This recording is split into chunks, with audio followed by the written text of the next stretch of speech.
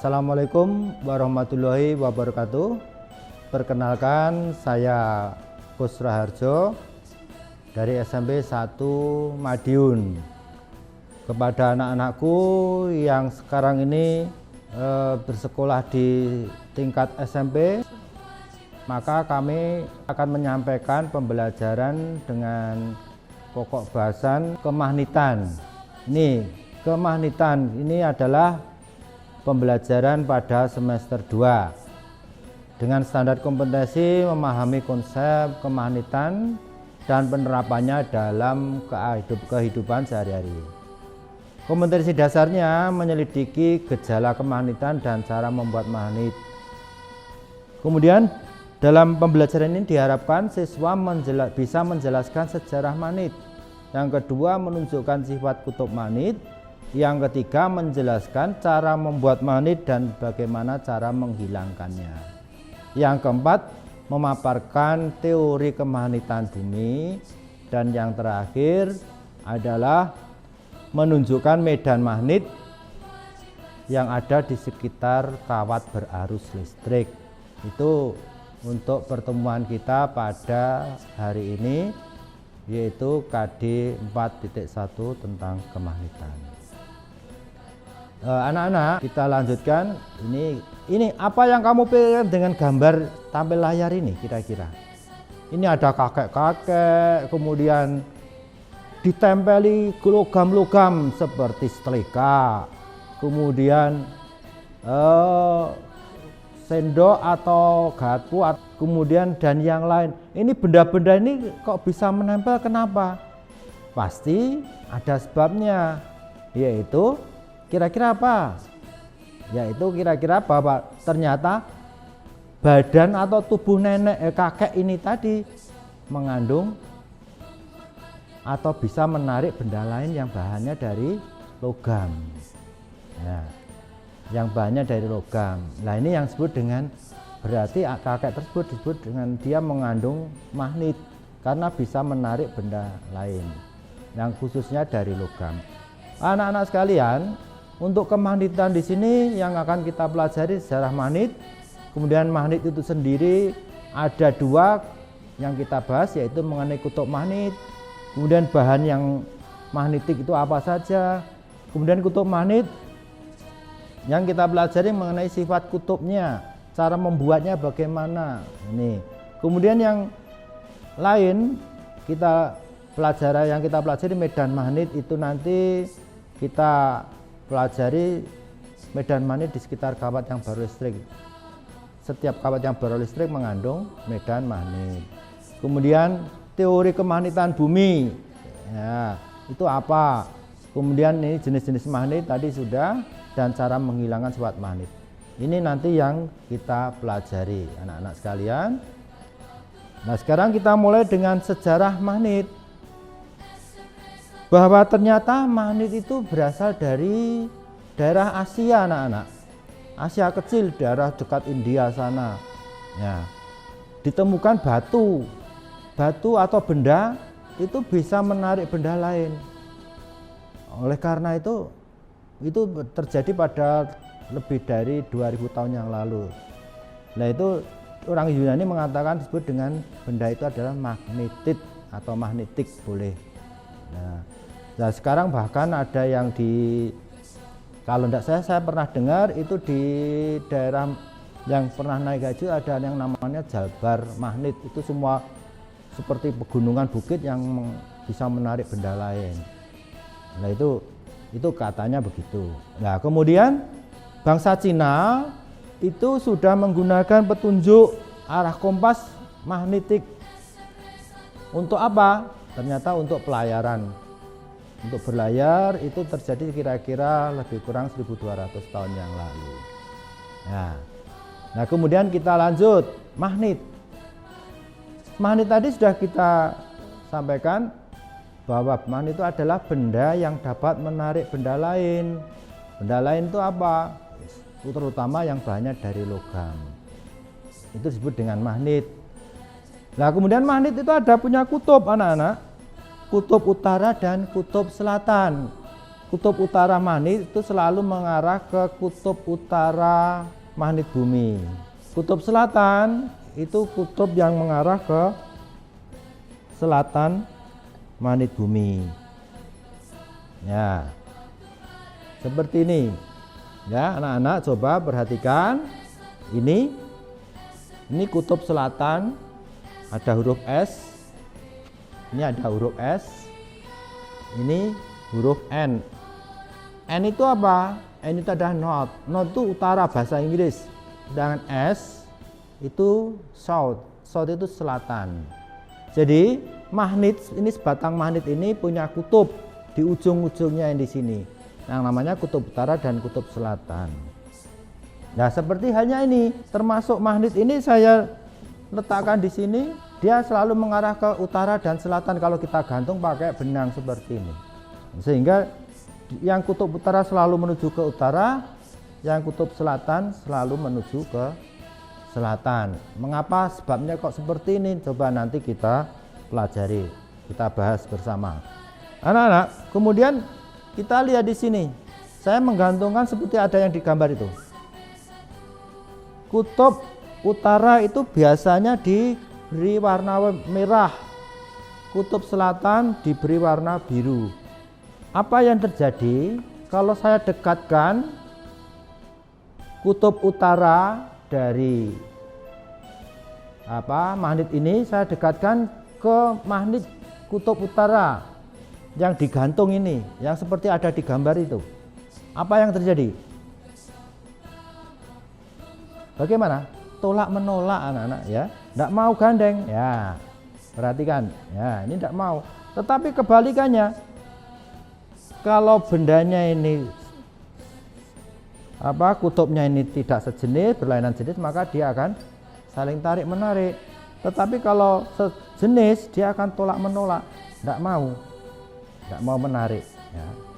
Ya, ini tidak mau ya. Tapi kalau berlainan jenis, ini adalah sifat dari kutub magnet.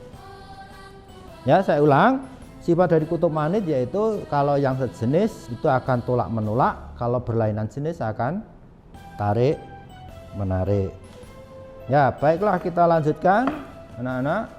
Nih tadi sudah, kalau sejenis tolak menolak, kalau tidak sejenis tarik menarik. Ya, ini gambarnya. Ya, ini tadi sudah kita praktekkan bersama ya. Ya, kalau tolak menolak, ya ini sejenis.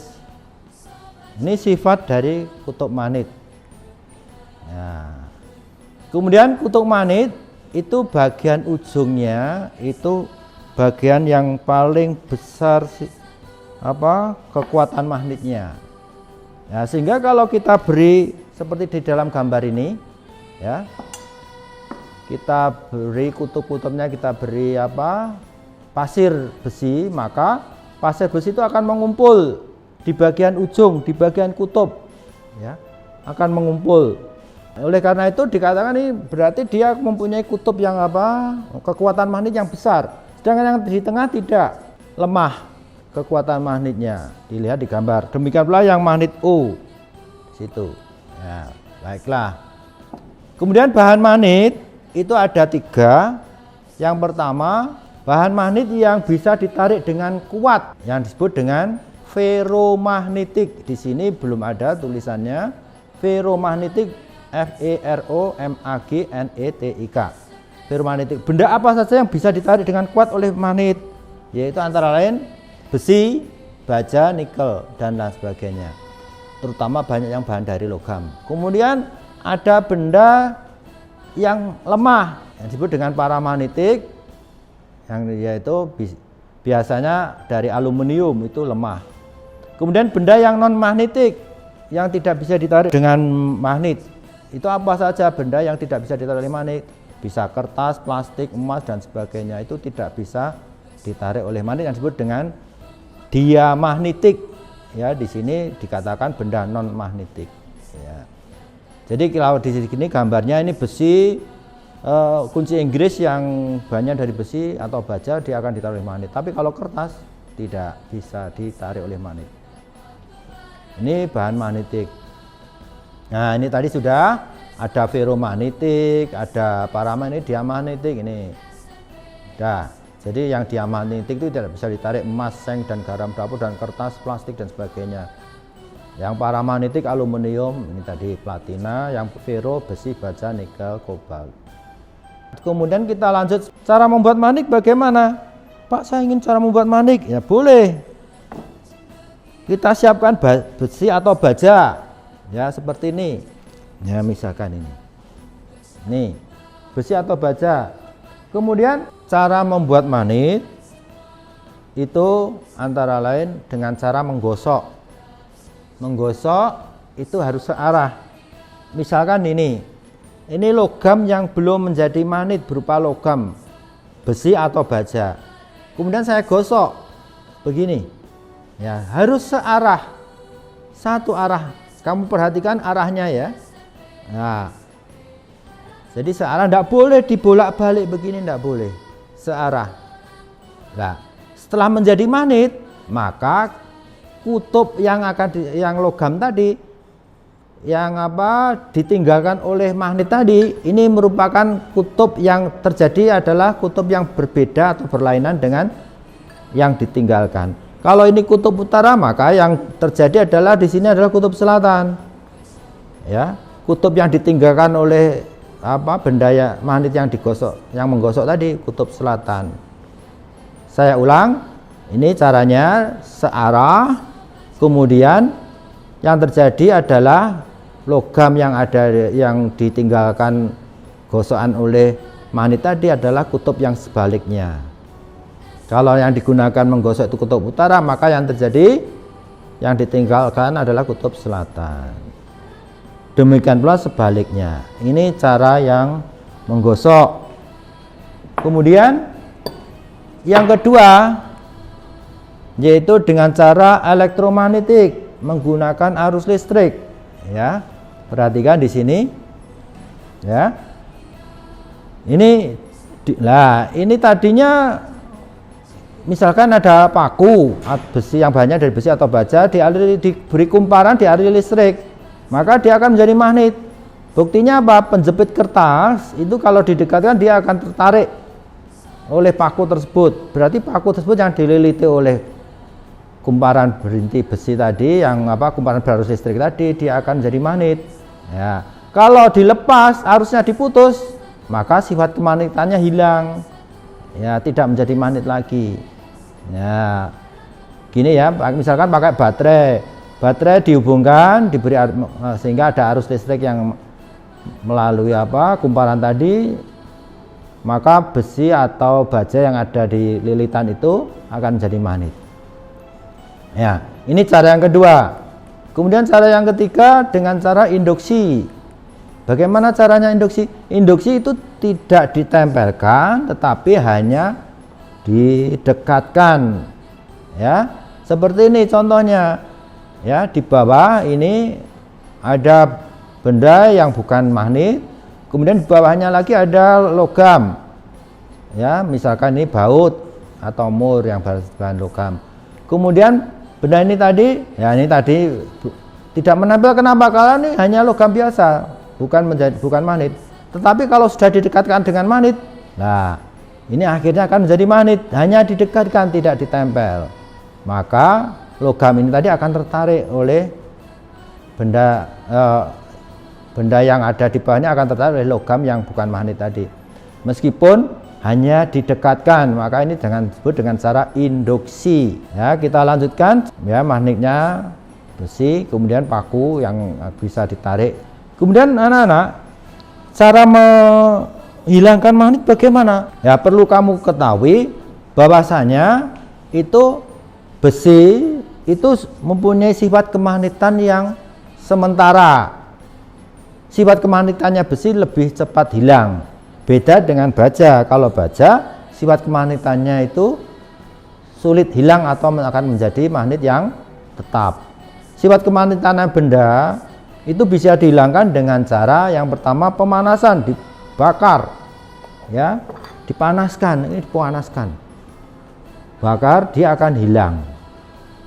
Kemudian yang kedua dengan cara dipukul-pukul pakai palu. maka sifat kemagnetannya akan hilang. Nah, kemudian yang ketiga dengan cara menggosok yang dibolak-balik, itu tidak boleh. Ya, digosok dengan magnet yang lain dibolak-balik, maka dia akan hilang. Mengapa kok begitu ya? Karena perlu diketahui di dalam magnet itu ada magnet yang disebut dengan magnet elementer. Magnet elementer itu tersusun, kalau menjadi magnet akan tersusun searah. Tetapi yang bukan magnet dia akan magnet elementernya seperti jarum begitu akan berserakan. Sehingga kalau di sini nanti apabila digosok bolak-balik, maka sifat kemagnetannya magnet elementer tadi akan terjadi acak bolak-balik, tidak searah lagi sehingga jadi hilang atau bukan magnet lagi. Kemudian yang ketiga dengan cara penyimpanan yang salah. Cara penyimpanan salah yang bagaimana? Ya, searah begini tidak boleh. Nah, ini terus ini tidak boleh. Nanti akan sifat kemagnetannya hilang. Harus begini. Ya, antara selatan utara. Ini karena apa? Garis gaya magnetnya dari utara ke selatan akan berjalan normal. Sehingga ini kita beri apa? Logam begini, atas dan bawah, anak-anak gini. Ini akan awet sifat kemagnetannya. Ini ya, anak-anak begitu. Ini adalah cara menghilangkan sifat kemagnetan. Kemudian jenis-jenis magnet, ada magnet alam seperti batu itu magnet alam dan magnet buatan. Kalau alam itu otomatis dari alam, kemudian buatan yang membuat manusia, itu otomatis seperti itu. Kemudian tadi sudah dikatakan macamnya magnet itu ada bisa magnet sementara dan magnet tetap. Magnet sementara itu contohnya dari bahan besi tadi, mudah hilang sifat kemagnetannya karena magnet elementernya itu tidak sekuat, arahnya itu tidak sekuat dengan baja. Kalau magnet tetap itu contohnya yang dari bahan baja itu. Ya, macamnya magnet ada magnet batang. Ya, ini termasuk magnet batang. Ya, ini tadi. Ini anak-anak, ini magnet batang. Kemudian ada magnet jarum. Magnet jarum misalkan ini jarum kompas. Ya. Ini ya. Ini magnet jarum. Ini jarum kompas. Kemudian yang ketiga ada lagi magnet tapal kuda atau ladam. Nah, ini magnet tapal kuda, macamnya banyak. Ada lagi magnet silinder. Ini yang saya gantungkan di sini. Ini magnet silinder, ya, anak-anak. Ini magnet silinder ya. Ini macamnya. Pak, saya punya magnet yang bentuknya itu bulat. Ada yang bulat, ada yang lonjong, ya. Ini sementara yang kita ketahui seperti itu. Nah, kemudian teori kemagnetan bumi perlu diketahui anak-anak. Mengapa kok saya gantungkan magnet itu selalu menuju ke arah utara selatan, kok tidak mengarah barat dan timur? Ya, yang merah menuju ke utara, yang biru menuju ke selatan. Sebabnya apa? Mungkin ada yang tahu? Karena di sebelah kutub utara bumi terdapat kutub selatan magnet bumi, ya. Di sebelah utara, ya, itu kamu lihat ya, ini kutub utara bumi itu ada kutub selatan magnet bumi. Coba kamu baca yang di atas, kamu lihat gambarnya. Kemudian di sebelah selatan bumi ada kutub utara magnet bumi, ya. Di situ sudah digambar itu. Ya, ternyata kutub utara bumi dengan kutub selatan magnet bumi itu membentuk sudut tidak sejajar. Saya ulang, untuk kutub utara bumi dengan kutub selatan magnet bumi itu tidak sejajar. Ya, demikian yang kebalikannya, yang kutub selatan bumi tidak sejajar dengan kutub, membentuk sudut yang sering disebut dengan sudut deklinasi. Kalau begitu sudut deklinasi itu apa? Sudut deklinasi itu adalah sudut yang dibentuk oleh kutub utara bumi, perpanjangan kutub utara bumi dengan perpanjangan kutub selatan magnet bumi. dan juga sudut yang dibentuk oleh perpanjangan kutub selatan bumi dengan kutub utara magnet bumi. Jadi antara kutub utara bumi dengan kutub selatan magnet bumi tidak berempit, membentuk sudut. Sudutnya itulah yang disebut dengan sudut deklinasi. Ya, ini. Kemudian sudut deklinasi itu ada dua, yang bersifat positif dan yang kedua bersifat negatif. Yang bagaimana yang bersifat positif?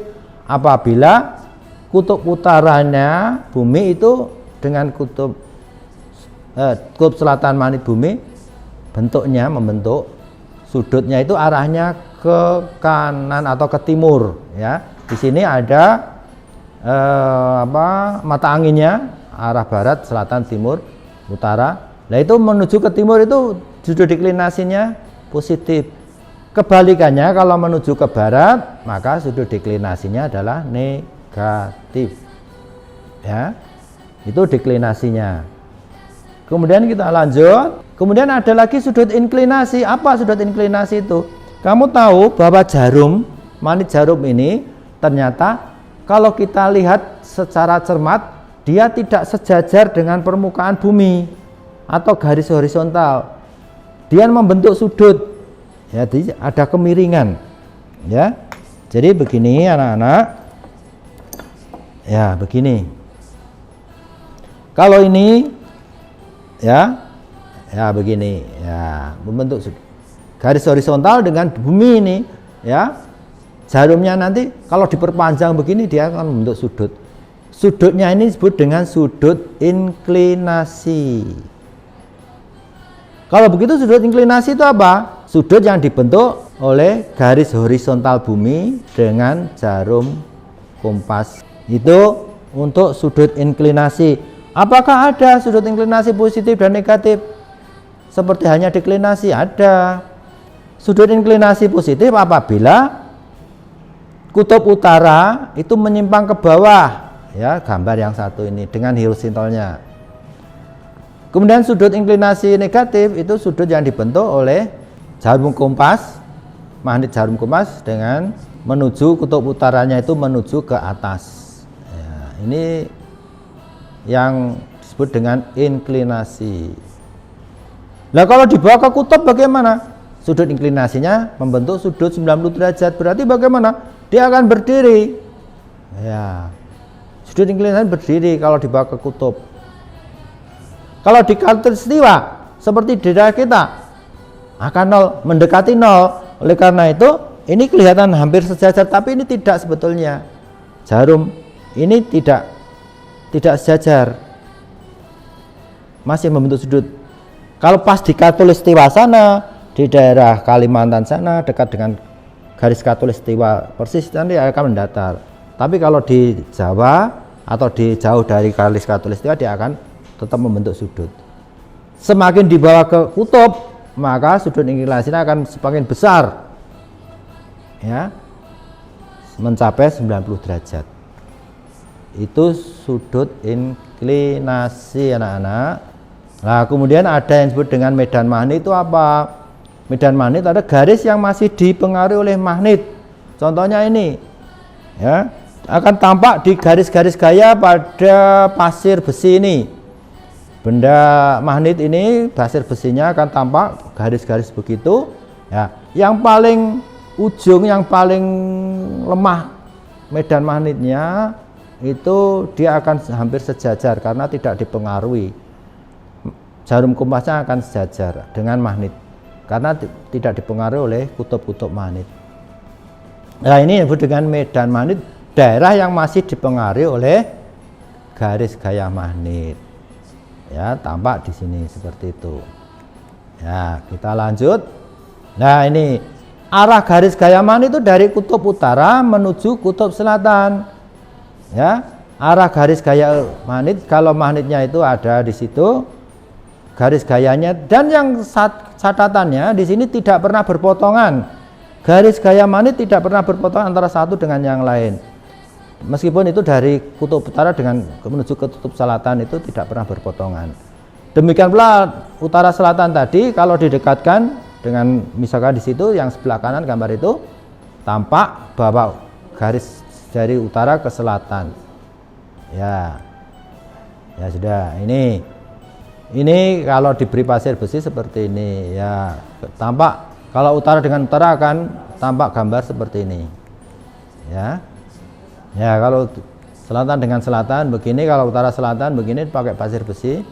Kemudian satu yang terakhir yaitu mengenai percobaan Christian Ørsted, bahwa apabila di sini ada kawat yang berarus listrik didekati oleh jarum kompas yang jarum magnet kompas, maka jarum kompas tadi akan berbelok ke kanan atau ke kiri. Ini kalau ada kawat berarus listrik.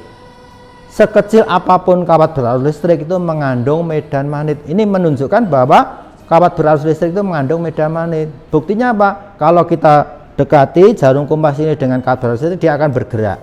Nah, ini menunjukkan bahwa ini dia kawat yang berarus listrik akan menghasilkan medan magnet. Itu sekecil rambut. Kawat yang berarus listrik itu di daerah sekitar kita itu apakah hanya satu? Tidak. Ya, serabutnya banyak, jadikan satu, sehingga kabelnya itu di mana-mana jadikan satu. Nah, itu otomatis kalau kabelnya itu serabutnya itu dijadikan satu, semua berarus listrik, maka medan magnetnya itu semakin besar atau semakin kecil? Ya, otomatis semakin besar.